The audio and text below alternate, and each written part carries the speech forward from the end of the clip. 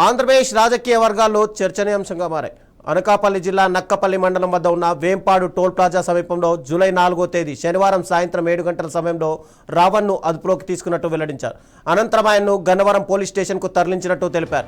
Gannavaram PS crime number 188/2026 కింద case నమోదు చేసిన పోలీసులు భారతీయ న్యాయ సంహితలోని పలు సెక్షన్లతో పాటు కఠినమైన యుఏపీఏ చట్టం కింద కేసు నమోదు చేసినట్టు వెల్లడించారు.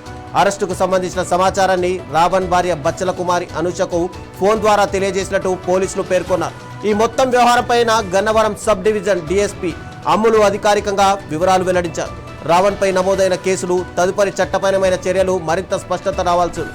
ప్రస్తుతం గన్నవరం పోలీస్ స్టేషన్లో ఉన్న రావణ్ను అధికారులు విచారిస్తున్నట్టు సమాచారం. ఈ వ్యవహారంపై మరిన్ని వివరాలు వెలుగులోకి రావాల్సి ఉంది.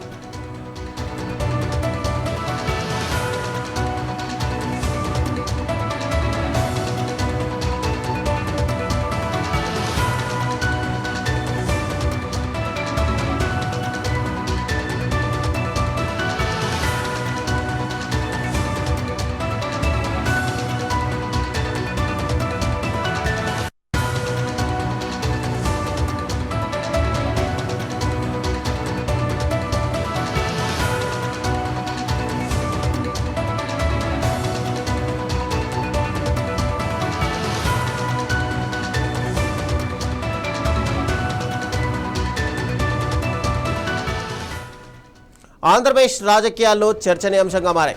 అనకాపల్లి జిల్లా నక్కపల్లి మండలం వద్ద ఉన్న ఓంపాడు టోల్ ప్లాజా సమీపంలో జూలై 4వ తేదీ శనివారం సాయంత్రం 7 గంటల సమయంలో రావణ్ను అదుపులోకి తీసుకున్నట్టు వెల్లడించారు. అనంతరం ఆయనను గన్నవరం పోలీస్ స్టేషన్కు తరలించినట్టు తెలిపారు. గన్నవరం పిఎస్ క్రైమ్ నెంబర్ 182/2026 కింద కేసు నమోదు చేసిన పోలీసులు భారతీయ న్యాయ సంహితలోని పలు సెక్షన్లతో పాటు కఠినమైన యుఏపీఏ చట్టం కింద కూడా కేసులు నమోదు చేసినట్టు వెల్లడించారు.